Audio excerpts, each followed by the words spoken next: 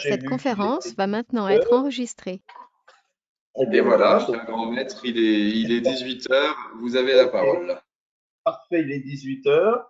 Eh bien, au nom du Grand Conseil de la confrérie des Chevaliers du Cadvin, j'ai le grand plaisir, chers confrères, chères consoeurs, de vous souhaiter la bienvenue à cette conférence qui est une première, puisque c'est la première conférence en visioconférence donc, que nous allons tenir, qui va vous être donnée dans quelques instants par notre consoeur Evelyne Malnick, qui a dans le passé créé l'exposition que nous avons reçue au château euh, du vin et des dieux. Alors, ça a été un petit peu bizarre parce que le château a été ouvert et puis fermé et puis réouvert et puis il est fermé depuis 6 mois.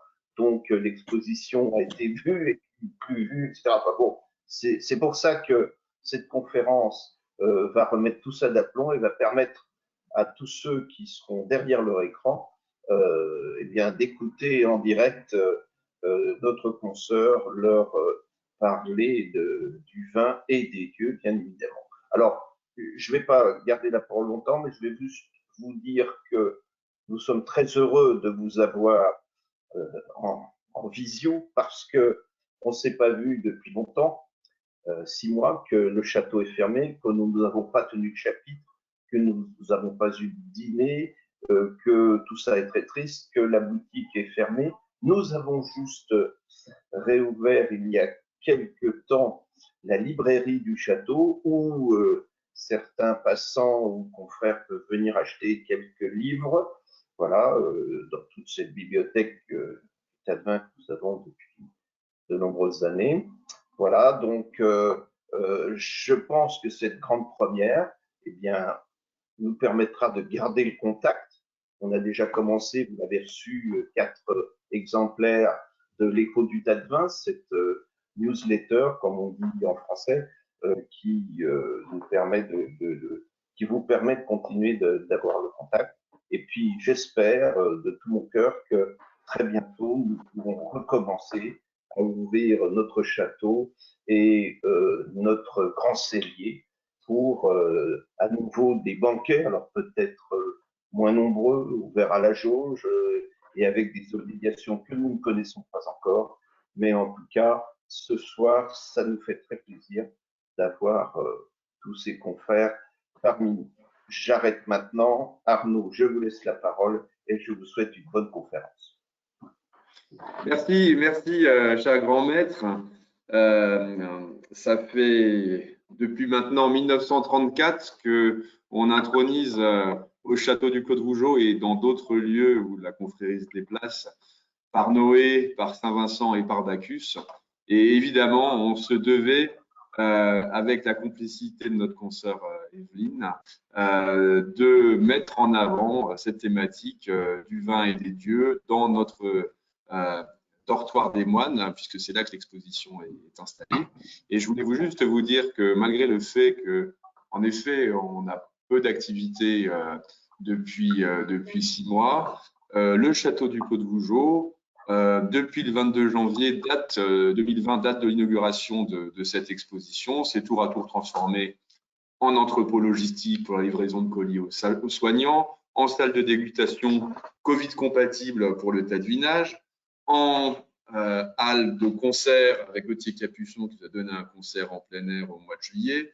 Le salon Livre en Vigne a été maintenu. On a tenu 3 chapitres. On a pu maintenir le championnat du monde de l'œuf en meurette. On a publié également un très beau livre, Bon appétit et large soif, chez Glénat. On a accueilli dans le cellier la messe de la Saint-Vincent tournante, qui était un grand moment magnifique. On a débuté aussi à faire des masterclass en ligne de vins de Bourgogne. Nous avons accueilli en mars la vente des vins des Hospices de Nuit Saint-Georges. La semaine dernière, le cellier du château du Clos de Vougeot a été transformé en grande salle de dons pour une collecte de sang. Et voilà, on arrive ce soir dans le cycle des nouveautés avec cette conférence.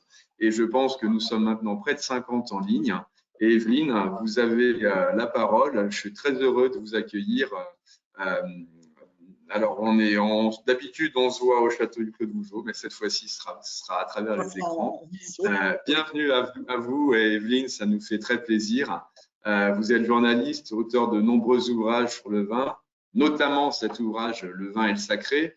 Et évidemment, vous êtes chevalier du tas de vin depuis 2018.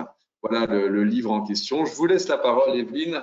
Je coupe mon micro comme tout le monde. Merci de respecter cette consigne pour que Evelyne puisse tenir cette conférence sans aucun problème. Et à tout à l'heure.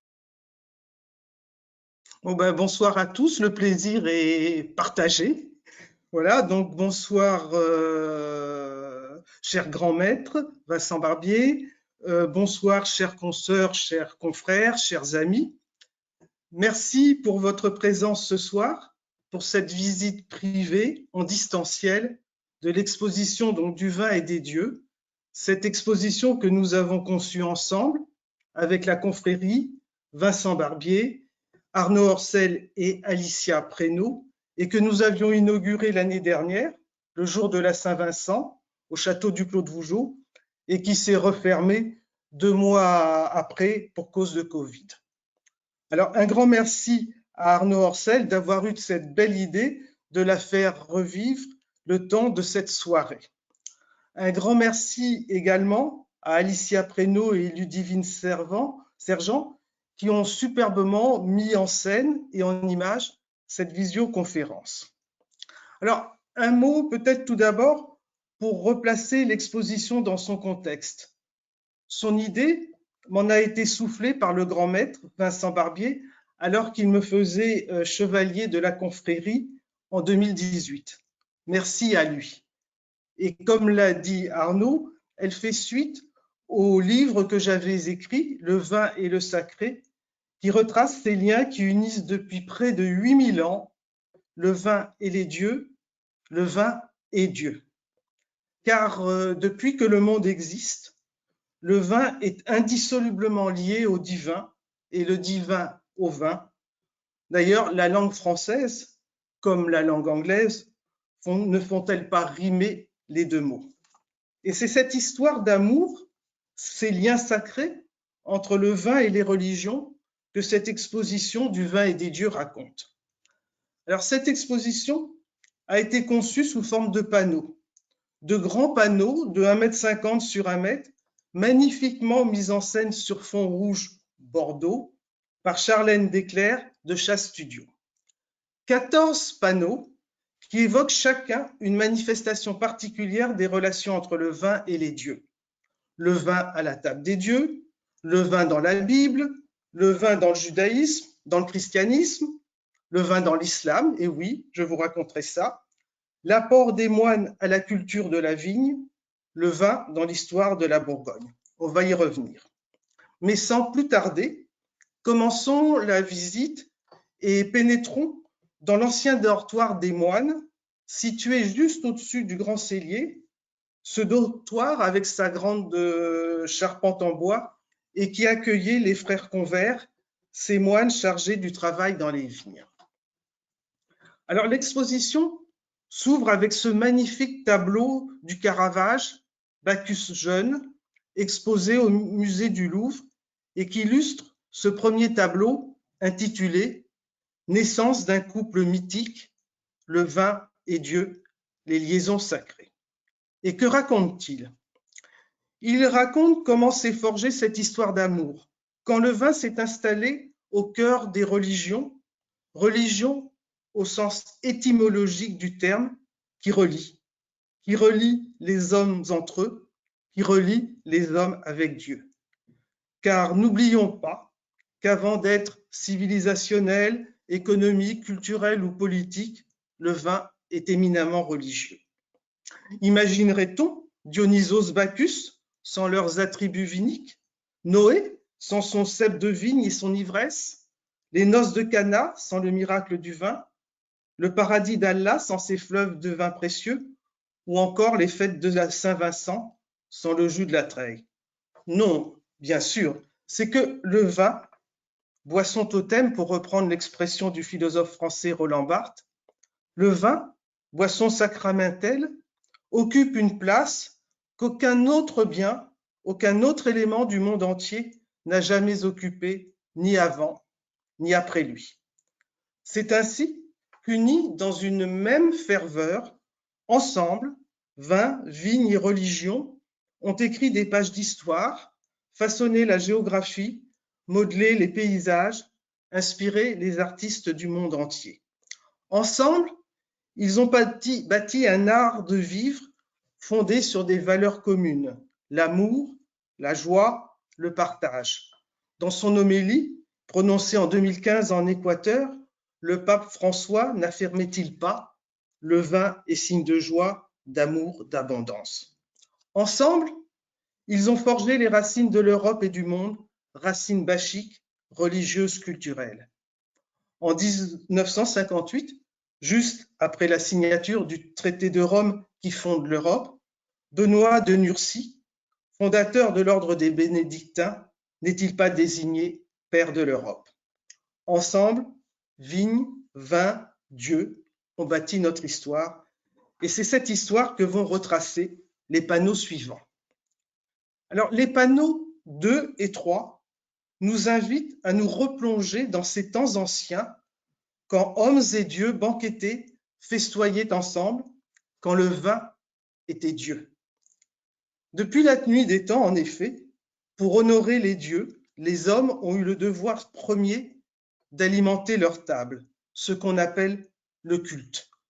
C'est le thème du panneau 2, intitulé « Divin banquet à la table des dieux », un devoir commun à toutes les religions antiques, que ce soit au Proche-Orient, en Inde, en Amérique latine ou en Afrique. Alors, pour alimenter au quotidien leurs dieux, en remplacement des sacrifices humains puis des sacrifices d'animaux, les hommes ont élaboré les boissons les plus raffinées possibles qui leur permettaient de communiquer avec le monde surnaturel, d'être en communion. Des boissons élaborées sur place, somme toute locavores. Alors, c'est l'hydromel et le nectar pour les Grecs et les Romains, la bière pour les Mésopotamiens, les Égyptiens, les Germains, les Celtes, le soma en Inde ou encore le vin de pulpe chez les Aztèques. Mais vous l'aurez remarqué, jamais l'eau. C'est que l'eau, symbole par excellence de pureté, n'est pas d'essence divine. Elle n'a pas de créateur et elle n'est pas capable de susciter émotion ou ivresse. Et donc, c'est dans ce monde merveilleux où hommes et dieux cohabitent sans jamais se confondre que, venu du fin fond du Caucase, débarque un nouveau breuvage qui ne va faire qu'une gorgée des ambroisies et autres nectars et asseoir sa suprématie divine, s'inscrire dans la liturgie, devenir une boisson rituelle. Et cette vin, c'est, je crois que vous l'auriez deviné, le vin. Alors, comment expliquer la fascination exercée d'emblée par ce nouveau breuvage? C'est que le vin est auréolé d'une foultitude de symboles. Il est un don de Dieu. Partout, dans tous les pays, l'histoire de la vigne est rattachée à des mythes. Osiris en Égypte, Dionysos Bacchus en Grèce et à Rome, nous lui avons d'ailleurs consacré le 3e tableau. Il est le fruit de la vigne, arbre sacré, arbre de vie, la vigne qui meurt en hiver et ressuscite au printemps, la vigne, expression végétale de l'immortalité. Et puis il y a sa couleur, le rouge, symbole du sang, le sang, synonyme de vie. Et puis il y a le miracle de la fermentation, son mystère jusqu'à Pasteur, son bouillonnement et son effervescence en cuve, ses effluves. Comment ne pas être impressionné? Enfin, le vin est l'accès à la vérité, à la connaissance, à Dieu, par l'ivresse sacrée qu'il provoque. Très rapidement donc, paré de tous ces atouts, le vin va s'imposer et remplacer les divins nectars dans les offrandes, libations et autres banquets offerts aux dieux. Comme en témoignent de nombreux textes, de nombreux mythes mésopotamiens, égyptiens ou celtes, comme en témoignent également les nombreux vestiges retrouvés dans les fosses libatoires. Et c'est ce qu'évoque le cratère de Vix, découvert en 1953 dans la tombe d'une jeune princesse celte, avec sa statuette montrant une jeune femme accomplissant le geste de la libation. De fait, les Celtes vouaient un véritable culte au vin. Le vin qu'ils attribuent à Sucellus, Jupiter, qu'ils représentent couronné de lierre, serpe à la main, émaillé de tonneliers sur l'épaule. Et dès que le sang de la vigne arrive en Gaule, venu d'Italie au second siècle à peu près avant notre ère, nos ancêtres les Gaulois ont adopté la potion magique sans modération pour remplacer l'hydromel et la bière qui coulaient à flot dans les festins et l'offert à tous les dieux, toutes les divinités. Alors, j'ai évoqué brièvement l'origine divine du vin. En Égypte, ce fut Osiris. À Athènes et à Rome, ce fut Dionysos Bacchus. Et c'est le thème du troisième tableau intitulé Dionysos Bacchus, le dieu du vin ou le vin-dieu, illustré par cette statue de Bacchus en marbre du sculpteur et peintre Michel-Ange et que l'on peut voir au Musée national du Bargello à Florence. Dionysos, pour les Grecs, Bacchus, pour les Romains, en fait, c'est un seul et même Dieu. Le premier bénéficie juste de l'antériorité, du prestige, du droit d'aînesse, le second est sa réplique latine. Mais qui est Dionysos? En quelques mots, alors. Dionysos est le fils des amours illégitimes de Zeus, Jupiter, et de la belle et mortelle Sémélé, la fille du premier roi de Thèbes, Cadmos. Il n'est encore un fœtus quand sa mère meurt. Zeus recueille alors le fœtus âgé de 6 mois et le coud dans sa cuisse afin qu'il y achève son développement, d'où son nom de dieu dithyrambe, dieu deux fois né. Pour échapper à la jalousie assassine de Héra, sa légitime, Zeus décide d'envoyer Dionysos loin de la Grèce. Il va ainsi passer sa jeunesse à voyager au Proche-Orient, en Italie, en Espagne, jusqu'en Inde, enseignant aux hommes la culture du vin et de la vigne. De retour de ses voyages, après avoir offert au monde le vin, Dionysos peut enfin gagner l'Olympe, intégrer le Panthéon, qui lui fait une place parmi les 12 dieux olympiens. Il devient ainsi Dieu à part entière, Dieu de la vigne, Dieu de l'ivresse, Dieu de la renaissance et de l'éternel recommencement. Et c'est sous le nom de Bacchus, Dieu de la vigne et du vin et de l'ivresse, que le Dionysos grec intégrera le panthéon romain avec l'essentiel de sa mythologie et de ses rituels pour ne plus faire qu'un seul et même Dieu. À Athènes, comme à Rome, le vin va tenir un rôle central. Il est l'invité d'honneur de tous les rites, notamment du banquet et plus précisément du symposium et de son équivalent romain, le convivium. Ce symposium, aux règles très strictes, prétexte à des conversations, des jeux de l'esprit, des spectacles, où l'on peut boire des coupes de vin jusqu'à 10 coupes de vin. Mais que boit-on?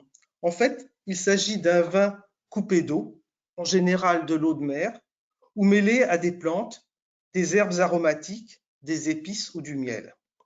Peu à peu, le banquet et le convivium vont s'alcooliser, se sexualiser, comme en témoignent les scènes érotiques qui ornent les coupes à boire. L'ivresse sacrée va perdre son caractère sacré. Et le vin joue aussi le rôle de maître de cérémonie dans toutes les fêtes grandioses célébrées en l'honneur des dieux. En Grèce, ce sont les Dionysies qui se tenaient, dit-on, en présence du dieu lui-même, représenté assis dans une nef, monté sur un char accompagné de silènes, de joueurs de trompettes, de porteurs de symboles sexuels. À Rome, ces fêtes prendront le nom de bacchanales, Bacchus, très proches des Dionysies. Elles sont célébrées dans un climat d'ivresse exaltée. Les années passent, les années ont passé. Révélé par Moïse, Yahvé a remplacé Osiris Dionysos Bacchus, et un livre va se constituer au fil des temps qui va devenir le texte fondateur des trois grandes religions monothéistes, le judaïsme, le christianisme et l'islam. Ce texte, c'est la Bible, à laquelle est consacré ce quatrième panneau intitulé « Signé Dieu, la Bible, la vigne et le vin » et qui illustre ce tableau, l'ivresse de Noé de Jacopo da Empoli et qui est exposé au musée des Uffizi à Florence.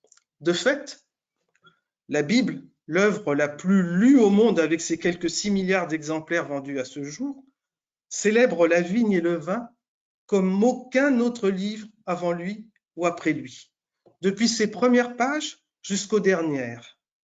La vigne et le vin, investis d'une signification religieuse, se déployant sur plusieurs registres, de la plus simple à la plus cryptée, le récit allégorique du royaume de Dieu.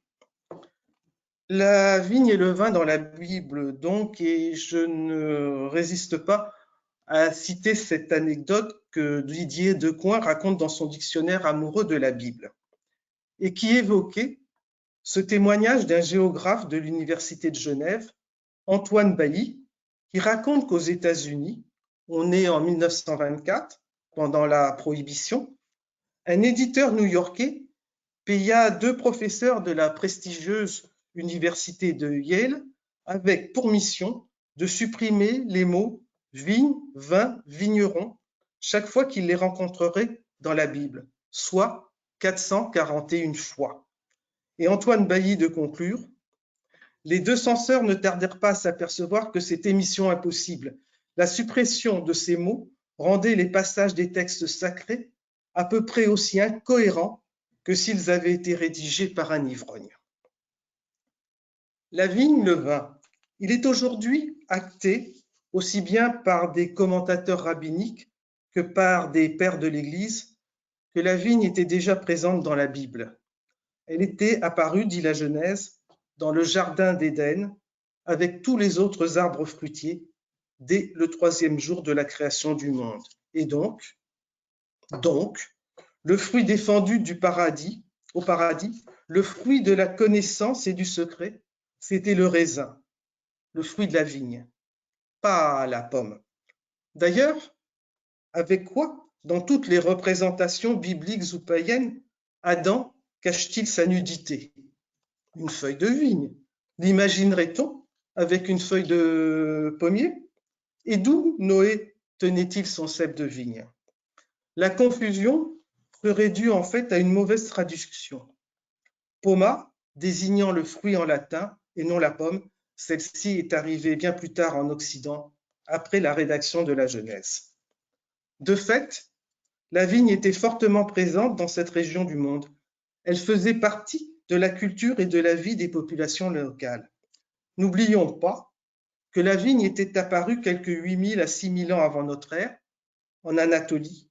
Les archéologues, dont le célèbre américain Patrick McGovern, citent même un petit village arménien, Aréni, proche du mont Ararat, où la tradition biblique veut que l'arche de Noé se serait échouée. Mais officiellement, c'est avec Noé que le vin fait son entrée dans la Bible. Noé, le premier à planter la vigne, le premier à faire du vin, le premier à boire du vin et le premier à s'enivrer.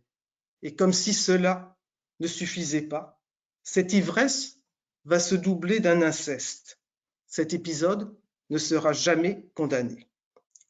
Quelque temps plus tard, toujours nous raconte la Genèse, nouvelle ivresse, nouvel inceste, celui de Lot et de ses filles. Juste après la destruction des villes de Sodome et Gomorrhe, Lot, le neveu d'Abraham, s'est réfugié dans une grotte des montagnes de Judée avec ses 2 filles. Et pour faire que la vie ne s'éteigne pas, elles vont enivrer leur père et abuser de lui. Là encore, cette histoire ne sera jamais jugée ni condamnée. Mais l'évocation du vin dans la Bible ne se résume pas à ces 2 cas d'ivresse. Tout au long de ces pages, la Bible chante, louange, glorifie le vin, bénédiction divine. insistant sur le fait que le bonheur est dans la vigne, que le vin fait partie de ce qui est première nécessité pour la vie de l'homme, avec l'eau, le fer et le sel, la farine de froment, le lait et le miel, l'huile et le vêtement. Que la vigne et le vin sont signes de richesse, d'abondance et de prospérité, que le vin est comme la vie, que le vin, c'est la joie, et que lorsqu'il manque, la réjouissance ne peut être totale. Ainsi, il convient d'en donner à tous, enfin, presque à tous, aux prêtres, aux malades, aux miséreux, aux ouvriers, aux soldats et même aux jeunes filles. Louange, certes, mais en même temps, la Bible professe sans ambiguïté aucune une éthique du savoir boire. Seul l'abus du vin est condamné, le vin, lui, ne l'est jamais. Mais au-delà de ces louanges, la vigne et le vin sont revêtus d'une symbolique religieuse. La vigne est une allégorie du royaume de Dieu. Cette métaphore symbolique se retrouve notamment dans le texte évoquant la grappe d'Eshcol, une grappe géante portée à deux sur une perche, devenue le logo de l'office de tourisme israélien et de la fête du Biou célébrée à Arbois. Elle se retrouve également dans ce texte, peut-être le plus métaphysique, celui où le Christ lui-même, qui a souvent utilisé l'univers viticole, et le vin nouveau, l'alliance nouvelle, quand il dira, la veille de sa mort, à ses disciples, « Je suis la vraie vigne, et mon Père est le vigneron. Je suis la vigne, vous êtes les sarments. » Le vin, donc, est l'image de la fin des temps, le symbole des temps messianiques, qui s'annonce comme un grand banquet. Yahvé Sabaoth préparera pour tous les peuples, sur cette montagne, un festin de viande grasse, un festin de vin vieux. Il enlèvera le voile de deuil qui voilait tous les peuples. Il fera disparaître pour toujours la mort. Un vin rare, exceptionnel, promis par Dieu. Les deux panneaux suivants, le 5 et le 6, évoquent la place essentielle du vin dans les rites et le culte des deux premières religions monothéistes, le judaïsme et le christianisme. Le panneau 5 est intitulé « Le vin sanctifié », le vin dans le rituel juif. Le Chaim, pas un verre dans la religion juive qu'on ne lève sans dire à la vie. Pas une fête religieuse, profane ou familiale qui ne commence par la bénédiction sur le vin, le kiddush. Béni sois-tu, Éternel notre Dieu, qui a créé le fruit de la vigne et qui est récité au-dessus d'une coupe de vin.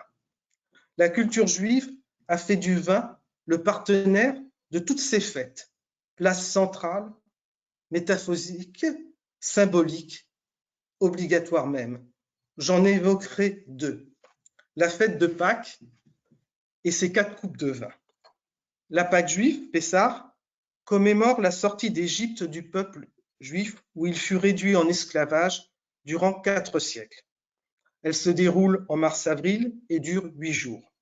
C'est en véritable star que le vin est invité à la table familiale du Seder pour y tenir le rôle central, investi d'une triple signification, symbole de la liberté retrouvée, promesse des temps messianiques et rappel du sang des Égyptiens. La tradition fixe l'obligation de boire 4 coupes de vin. 4 coupes qui correspondent aux 4 étapes de la délivrance du joug de l'esclavage. Il est d'usage également, lorsqu'on énumère les 10 plaies d'Égypte qui ont frappé l'Égypte, de prélever dans son verre avec son petit doigt une goutte de vin que l'on jette au loin. Elle est la reconnaissance des souffrances qu'ont endurées les Égyptiens.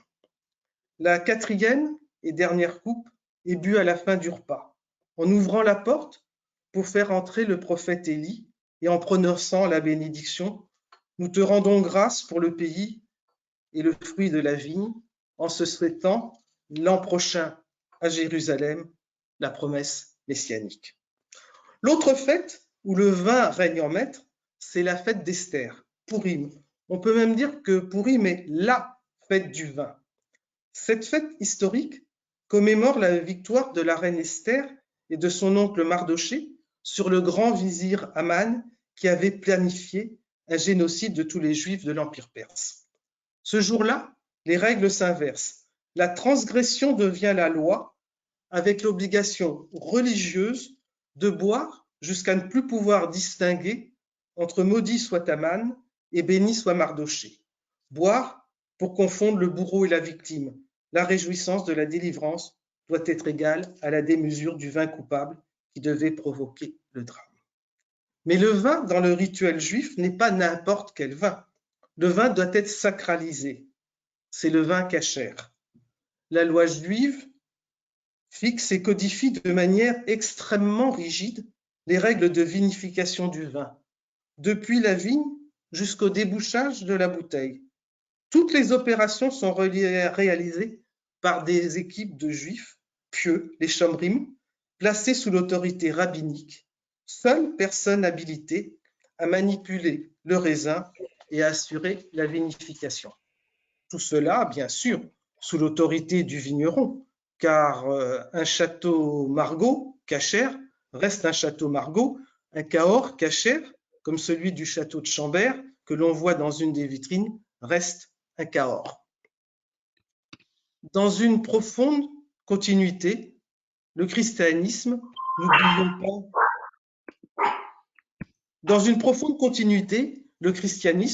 n'oublions pas que Jésus était juif, qu'il est né juif et qu'il est mort juif, va mettre le vin au cœur de son rituel et de sa spiritualité.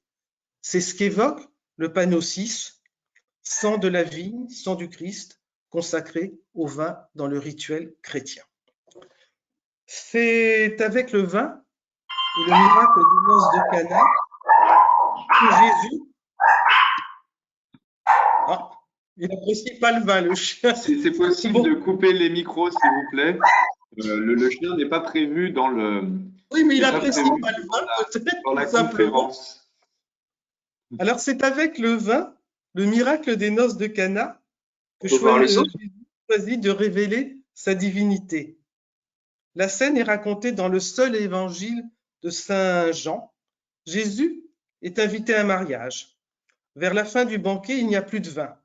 Marie, sa mère, s'en aperçoit. Elle le dit à Jésus, qui fait remplir d'eau 6 jarres de pierre destinées au rite de purification des Juifs. Aussitôt, l'eau est changée en vin, et qui plus est, en bon vin. C'est aussi avec le vin que s'achève la vie du Christ, la scène, son dernier repas, qui illustre le célèbre tableau de Léonard de Vinci, exposé à l'église Santa Maria della Grazie à Milan. La scène est racontée dans des termes quasiment identiques par 3 des 4 évangélistes, Marc, Matthieu et Luc. Elle se déroule un jeudi soir, la veille de la Pâque juive. Jésus préside la table du Seder. Les 12 disciples l'entourent. Pendant le repas, Jésus prend une coupe de vin et après avoir rendu grâce, la donne à ses disciples en disant « Buvez-en tous, ceci est mon sang, le sang de l'alliance, versé pour la multitude, pour le pardon des péchés. » En prononçant ces paroles, le sang de la vigne était devenu le sang du Christ, le premier sacrement de la nouvelle religion, un rituel renouvelé à chaque messe, l'Eucharistie, dogme central de la liturgie chrétienne. Mais une autre interprétation va aussi se greffer dessus. C'est ce que l'Église catholique romaine et l'Église orthodoxe, mais pas les protestants, appellent la transsubstantiation. Par leur consécration, le vin et le pain deviennent le sang et le corps de Jésus qui reprennent vie sur l'autel à chaque célébration eucharistique.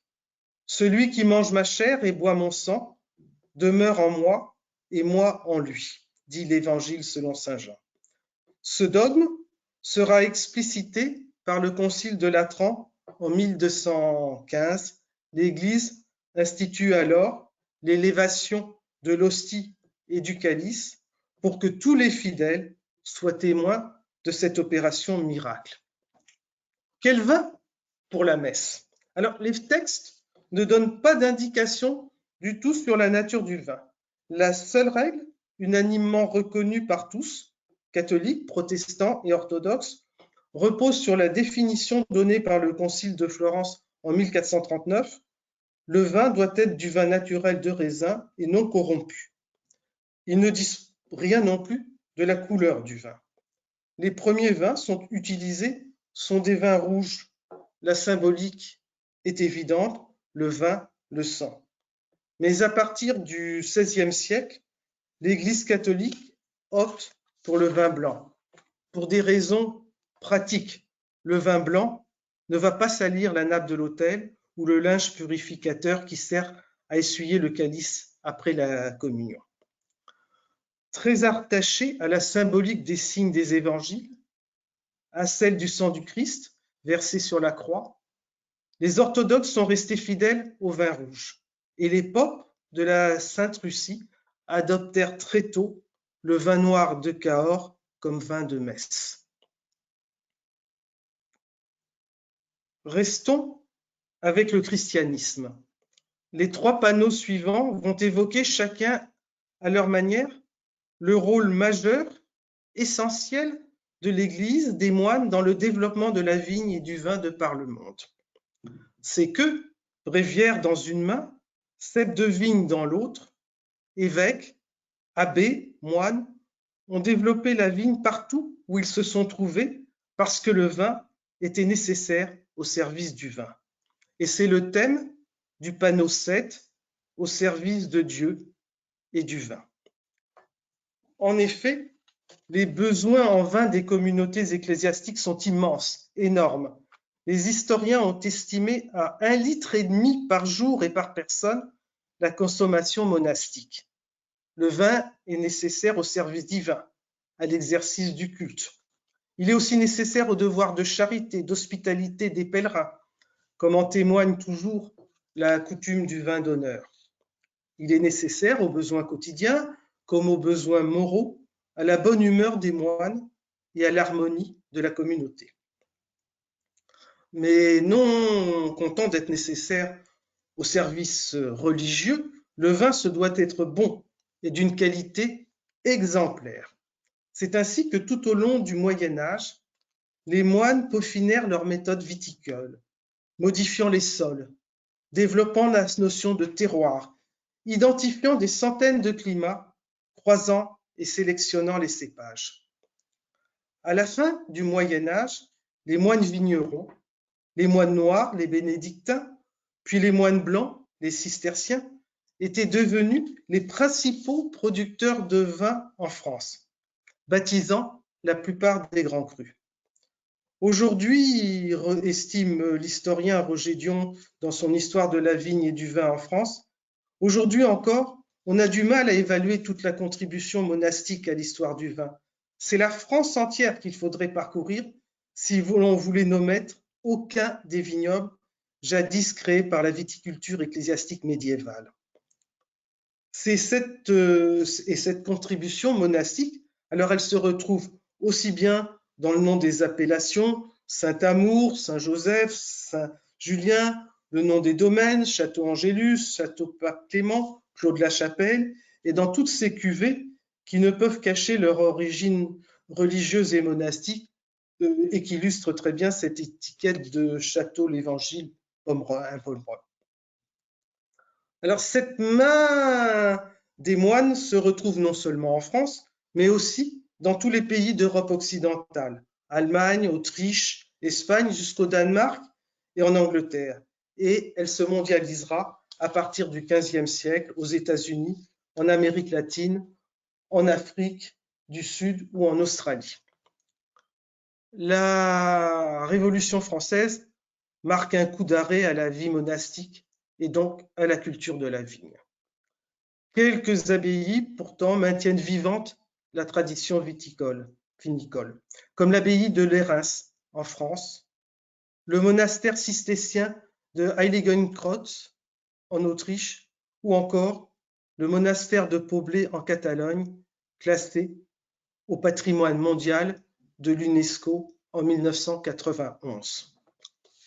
Une association des vins d'abbaye s'est créé en France en 2008.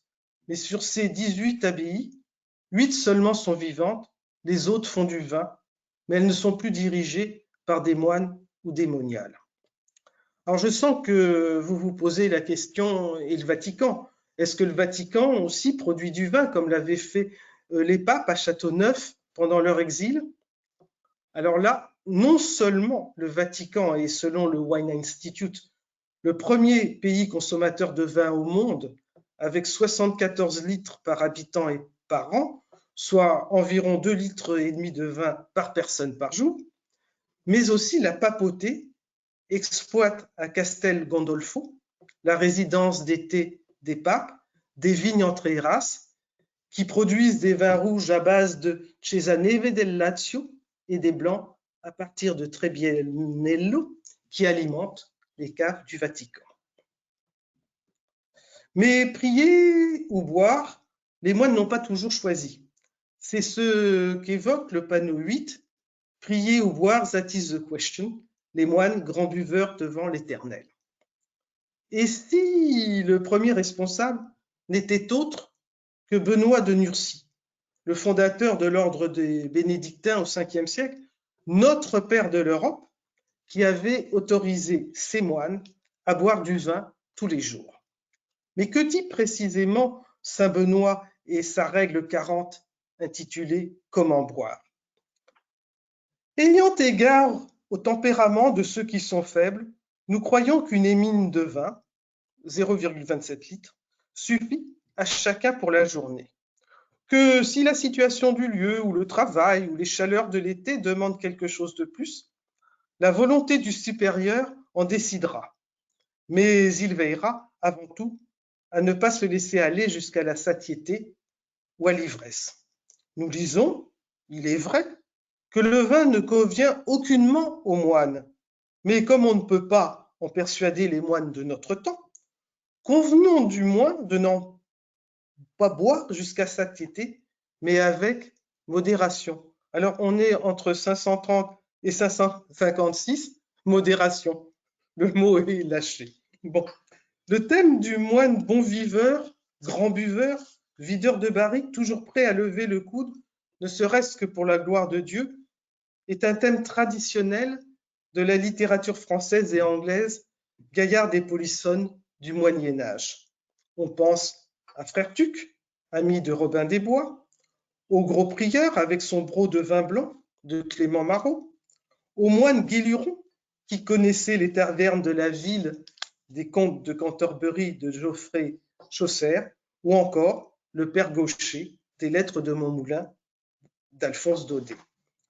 On pense peut-être aussi, et peut-être surtout, à Frère Jean des Entomeurs, le personnage créé par François Rabelais, la plus grande figure jubilatoire du moine bon vivant et grand buveur devant l'Éternel. Pour tout dire, un vrai moine, beau débrideur de messe. Car Frère Jean aime le bon vin et il décide de se lancer avec Gargantua et son fils Pantagruel à la conquête de la dive bouteille. Ô bouteille, t'es pleine toute de mystères, d'une oreille je t'écoute, ne diffère. Pour récompenser Frère Jean de ses succès et de ses exploits, Gargantua lui offrira l'abbaye de Thélème, une abbaye de rêve où la seule règle était « fais ce que tu voudras » et aussi quelqu'un disait « buvons, tous buvez ». Alors, à ce moment de cette présentation, j'aurais bien aimé vous faire écouter ces chansons à boire qui célèbrent le vin, mais techniquement, ce n'est pas possible. Mais je pense aussi que vous trouverez facilement sur Internet les liens pour les écouter. Alors, il y a cette chanson à boire très connue, boire un peu comme un capucin, boire beaucoup comme un bénédictin, boire verre après verre comme un dominicain, mais vider la cave, c'est boire comme un franciscain. Et puis, il y a aussi cette chanson des moines de Saint-Bernardin, un grand classique de la chanson paillarde qui a été interprété entre autres par Vrai Ventura et Pierre Perret. Nous sommes les moines de Saint-Bernardin, nous nous couchons tard et nous nous levons le matin pour aller à Matine vider quelques flacons. Prier, boire, mais aussi créer, inventer. C'est ce que nous raconte le panneau 9, dans le cellier de Dieu, les moines créateurs de breuvages. Certains moines ou ecclésiastiques sont restés plus célèbres que d'autres pour leur contribution à la gloire du vin et autres nectars entre légende et réalité.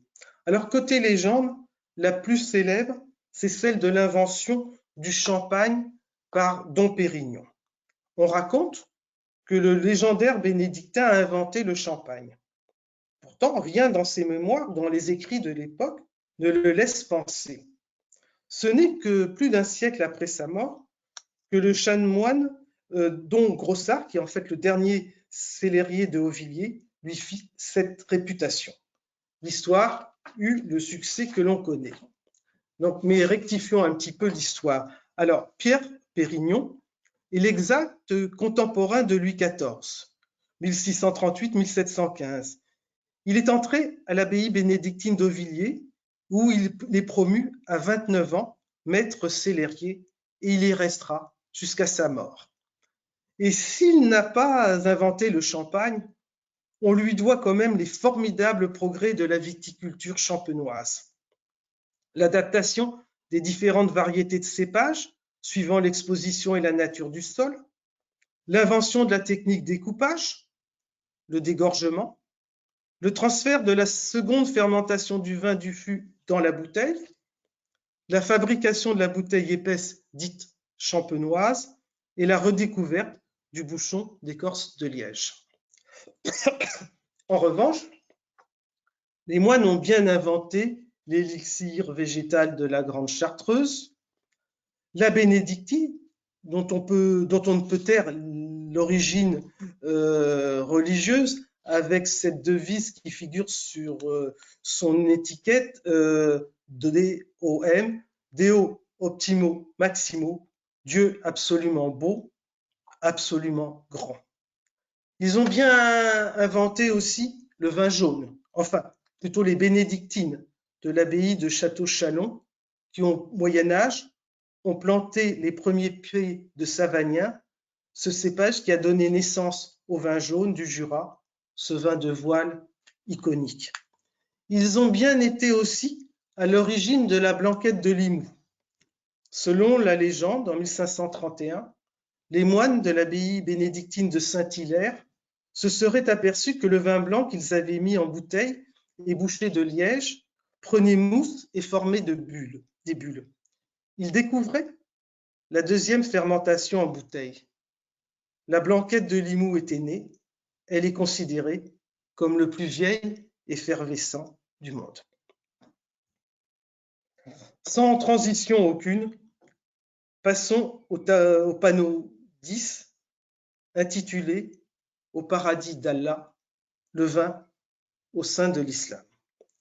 Pourquoi, me direz-vous, traiter de l'islam ici, puisque le vin est un interdit majeur? C'est que interdit, certes, mais il occupe au sein de l'islam une place paradoxale, banni mais omniprésent, interdit majeur ici-bas sur terre, mais promis dans l'au-delà, au paradis d'Allah. Le vin n'a jamais manqué en terre d'islam. Les Perses figurent parmi les premiers producteurs de l'histoire. La veille de l'hégire, en 600 de notre ère, le vin fait partie de la vie quotidienne de la Mecque où précisément naît Muhammad, le prophète, vers 570 ou 571. Le jus de la treille fermenté passe même pour un signe de raffinement et d'urbanité. Il égaye les soirées bédouines, notamment celles de l'aristocratie mécoise et médinoise. On raconte même que le prophète lui-même, avant que la révélation du vin ne lui soit faite par Dieu, ne refusait pas une coupe de vin. La première mention d'ailleurs du vin dans le Coran, dans la sourate Les abeilles, célèbre le vin comme un des bienfaits de la terre avec l'eau, le lait et le miel dont Dieu fait don aux hommes. Mais devant les excès de plus en plus fréquents, devant les cas d'ivresse, notamment près des mosquées et dans l'entourage du prophète, cette sourate mécoise sera abrogée. Et le Coran va interdire en 3 temps et 3 sourates de façon absolue, définitive, irrévocable le vin. Et c'est ce qu'exprime cette sourate, la table servie. Ô vous qui croyez, le vin, le jeu de hasard, les pierres dressées et les flèches divinatoires sont une abomination et une œuvre du démon. Évitez-les. Mais le vin n'avait pas rendu l'âme.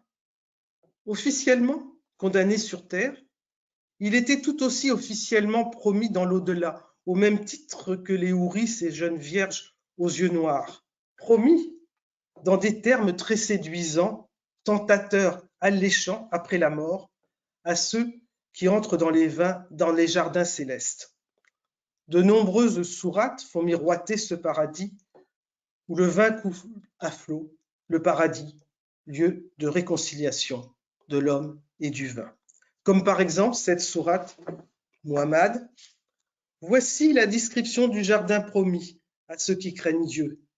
Il y aura là des fleuves dont l'eau est incorruptible, des fleuves de lait au goût inaltérable, des fleuves de vin, délices pour ceux qui en boivent, des fleuves de miel purifié. Ils y trouveront aussi toutes sortes de fruits et le pardon de leur Seigneur.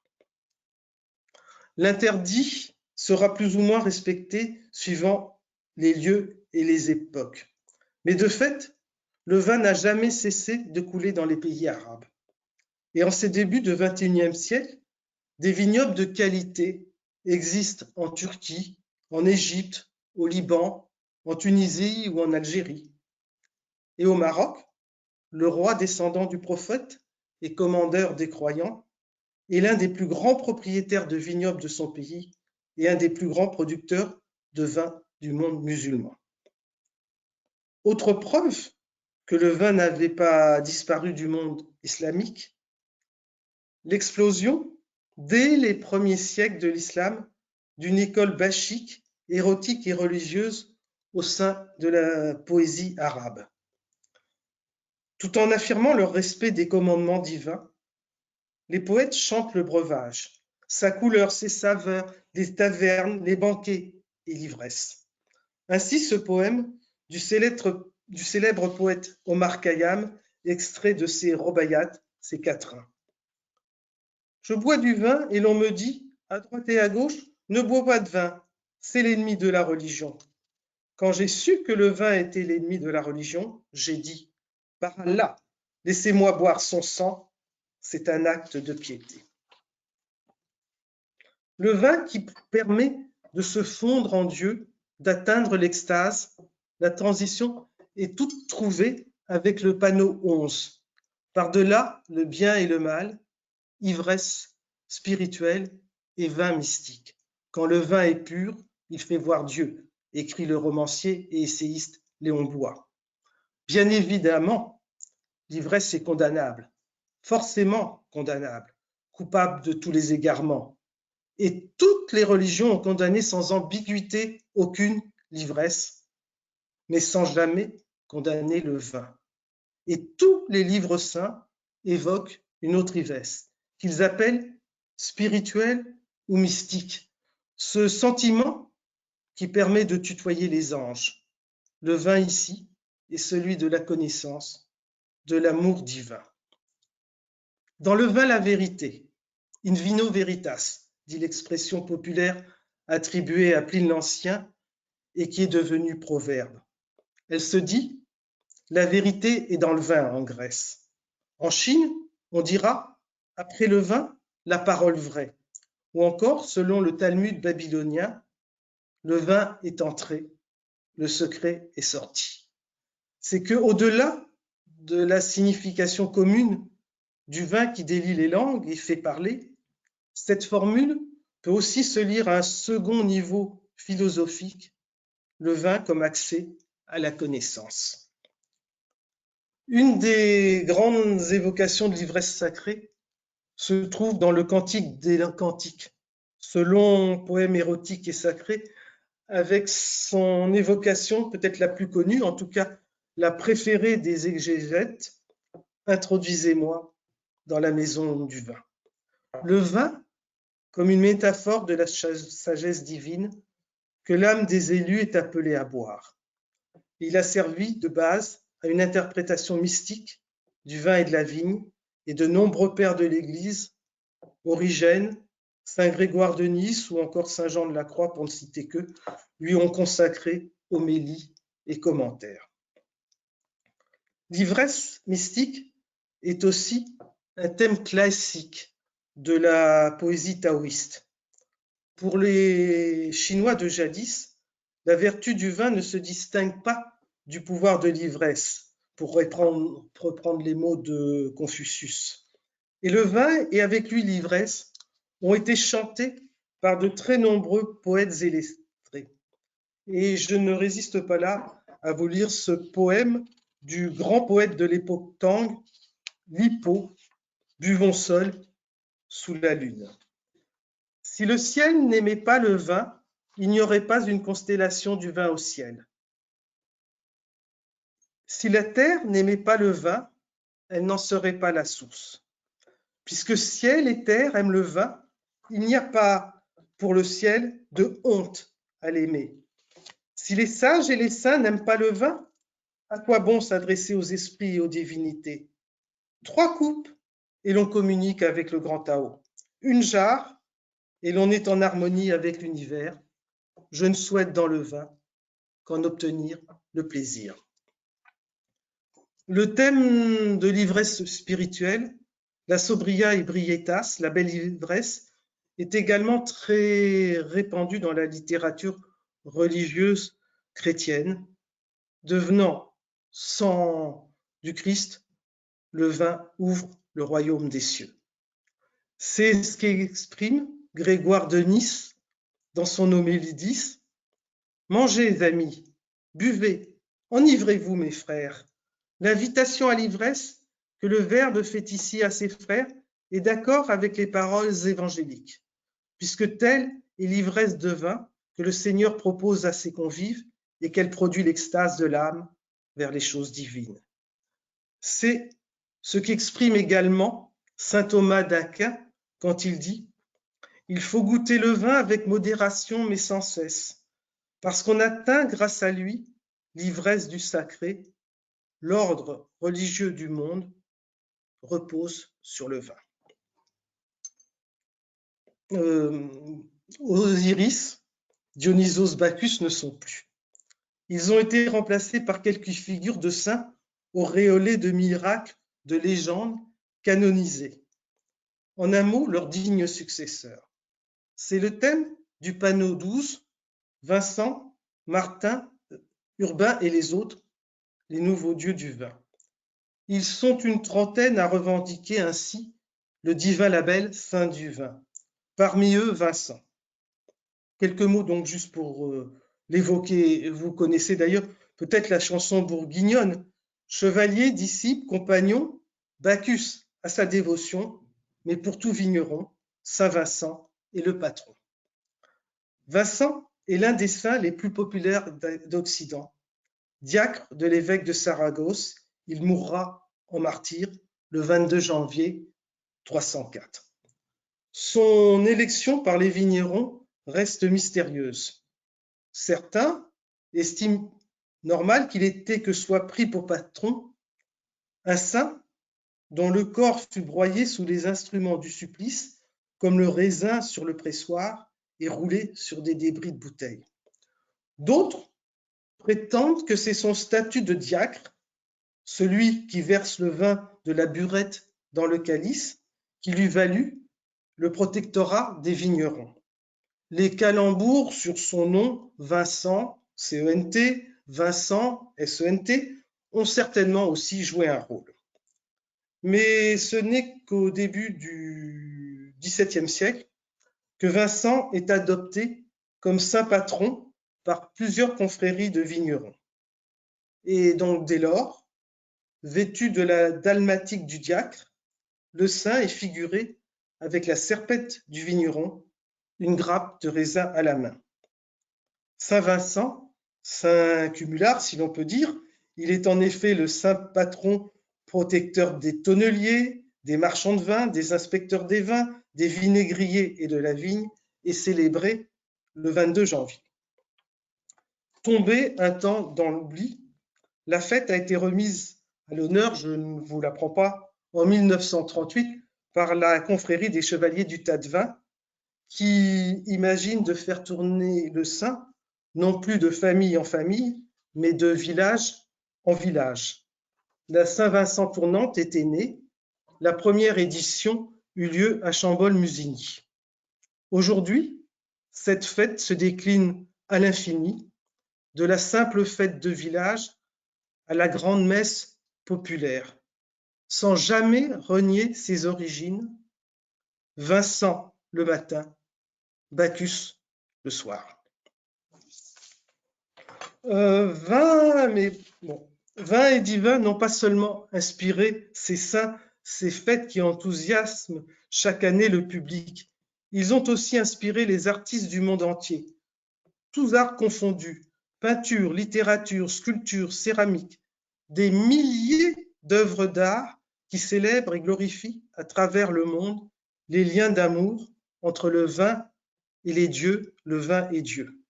Car jamais, l'évocation du religieux lié au vin n'a été considérée comme provocatrice, impie ou blasphématoire. Au contraire même, depuis la plus haute antiquité, elle a ainsi inspiré les artistes engendrant de véritables chefs-d'œuvre. C'est le thème du panneau 13, intitulé « Muse picturale et littéraire ». Un très vaste sujet qui, à lui seul, mériterait un livre entier. Alors, nous avons choisi de nous concentrer sur la peinture et la littérature. Côté peinture, certains thèmes, certains épisodes bibliques ont plus inspiré les peintres que d'autres.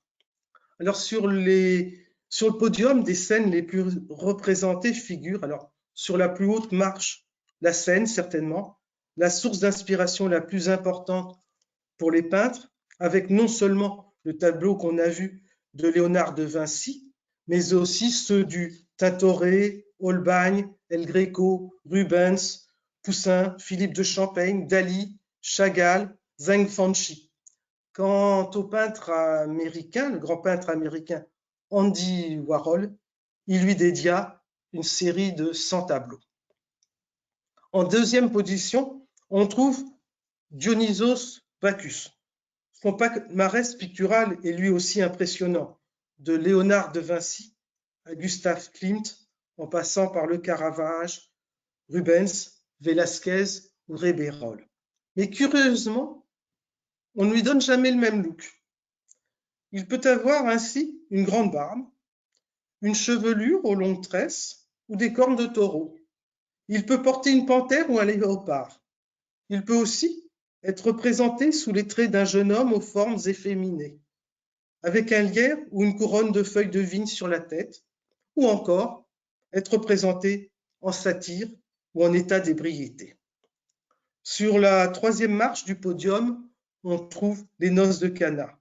Le tableau le plus célèbre reste celui peint par Véronèse pour le réfectoire du monastère bénédictin San Giorgio Maggiore à Venise, aujourd'hui au musée du Louvre, mais Giotto, Tintoret, Jérôme Bosch lui ont consacré aussi un tableau.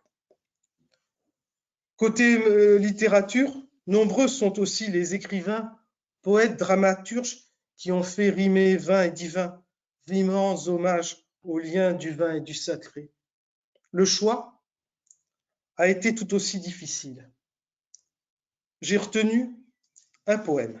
Ce poème de Charles Baudelaire, dont on célèbre cette année le bicentenaire, excusez-moi, car aucun poète n'a autant que Baudelaire, l'auteur des Fleurs du mal et des paradis artificiels, n'a chanté le vin et fait rimer vin et divin.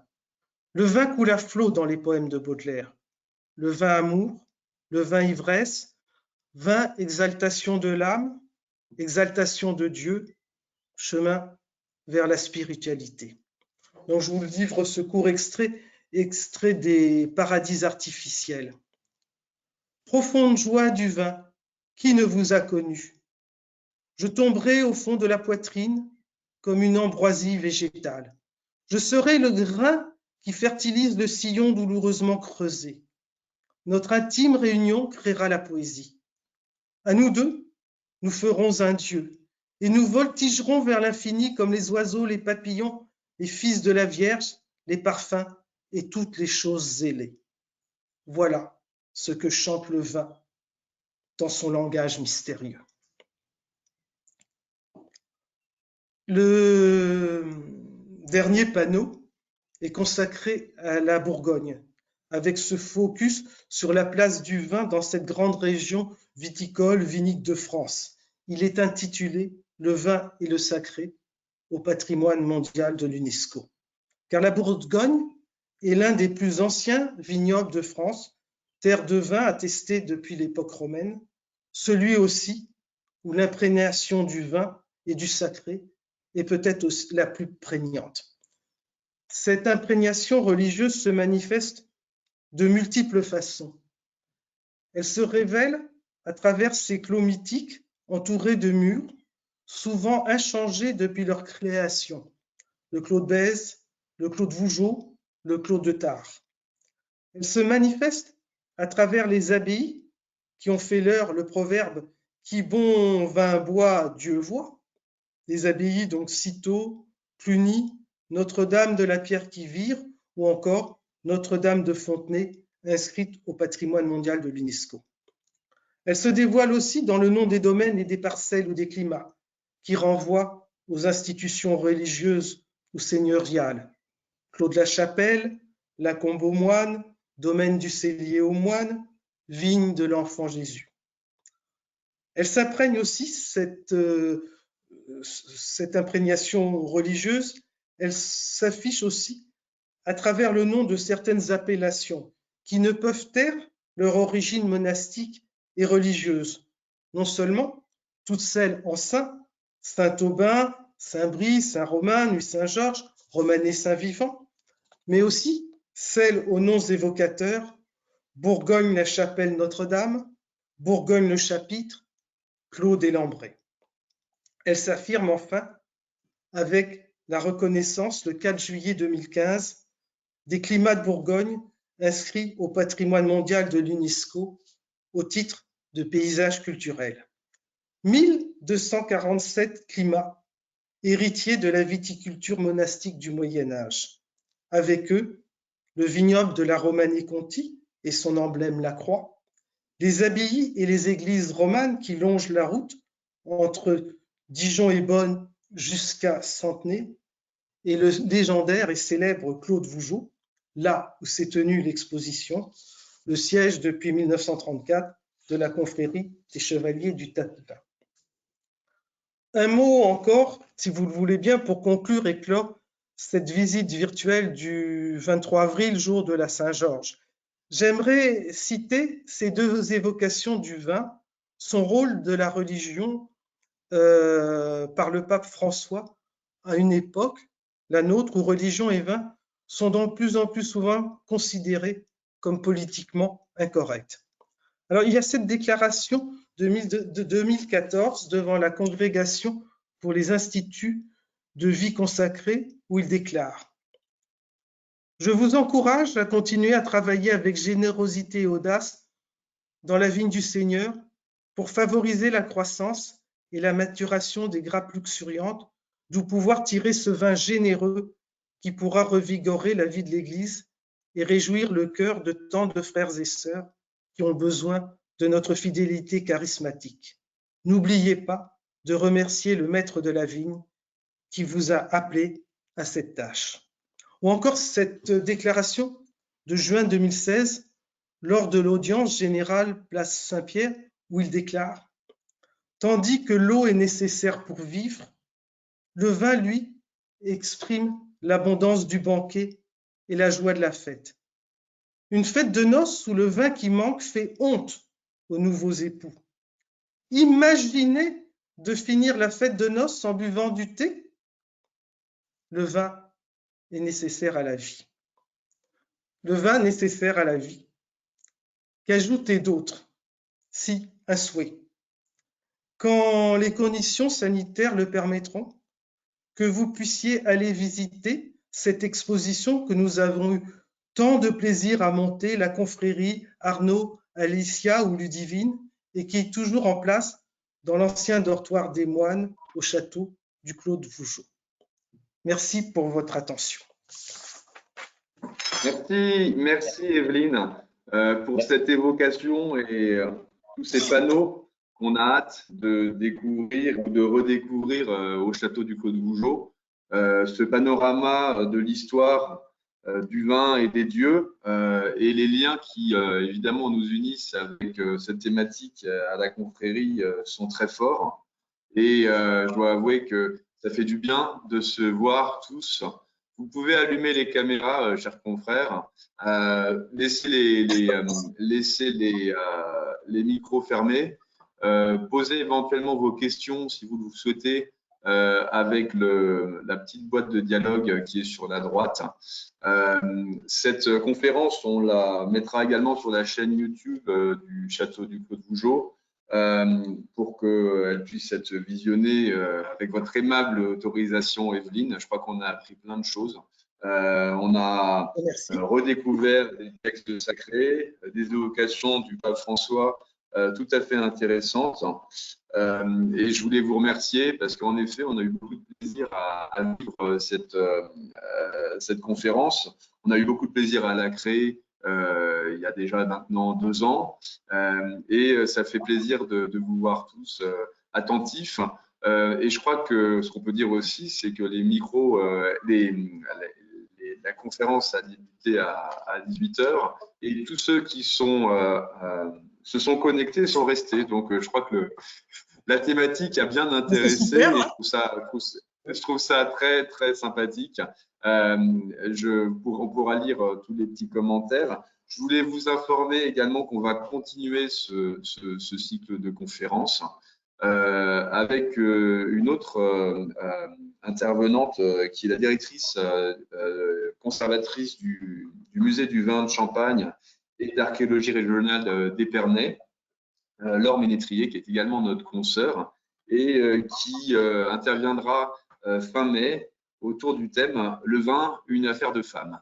Voilà, donc un sujet qui sera intéressant. Je crois d'ailleurs que Laure est avec nous et qu'elle prépare activement cette jolie intervention. Je vais laisser la parole au grand maître pour conclure. Merci à tous pour votre présence, pour cette première conférence en ligne. Et merci encore, Evelyne, pour ce travail. Eh bien, merci pour votre présence, votre attention, et puis l'idée d'avoir fait vivre et revivre cette conférence, cette exposition qui, j'espère qu'elle pourra encore être vue pendant un moment si les conditions le permettent. Merci beaucoup Evelyne. J'ai beaucoup apprécié cette très intéressante exposition que vous avez transposée par l'intermédiaire de notre écran. Et ça, c'était la première fois, mais je trouve que ça a très bien fonctionné parce que on vous a bien entendu d'un côté et les images ont pu, comment dirais-je, venir en support de votre discours. Donc, c'était bien fait. Donc, pour une première, techniquement, moi, je merci Arnaud et merci Alicia. Merci surtout à Alicia qui a assuré. Oui, Alicia, qui a. Et puis, voilà. Donc, j'ai appris un certain nombre de choses et j'ai bien aimé quand vous avez repris cette phrase qu'écrivaient les moines de Cîteaux dans le grand cellier du château du Clos de Vougeot en parlant de leur vin, des vins du Clos de Vougeot, bien sûr, qui ce vin boit, Dieu voit. Et ça, c'est une phrase que j'aime dire parce qu'elle est tout à fait représentative, effectivement, du vin et des dieux, particulièrement dans ce cas du dieu de la religion chrétienne catholique. Voilà. Et ben moi, j'ajouterais juste pour terminer, nous ne sommes pas très religieux puisque la confrérie accepte toutes les religions, eh bien, notre phrase, celle qu'on aime dire, c'est la phrase de la confrérie du tas de vin, son mot d'ordre, eh bien, c'est jamais en vain, Aïen, toujours en vain, Yen. Voilà. Moi, je terminerai là-dessus en vous remerciant encore. Merci, Evelyne. Et à très bientôt. Merci bien. Merci. Ah, cher grand maître, est-ce qu'on n'aurait pas le plaisir de lever les mains en l'air quand même juste pour le plaisir? Parce que ça fait longtemps que ça nous démange. Alors je voudrais quand même pour Evelyne, vous pouvez allumer le micro, vous pouvez réchauffer les mains. Comme ça. Voilà. Et c'est vous qui allez lancer. Alors, parce que les mains en l'air s'il vous plaît, cher confrère. 1, 2. La la la la la la la la la. La la la la la la la la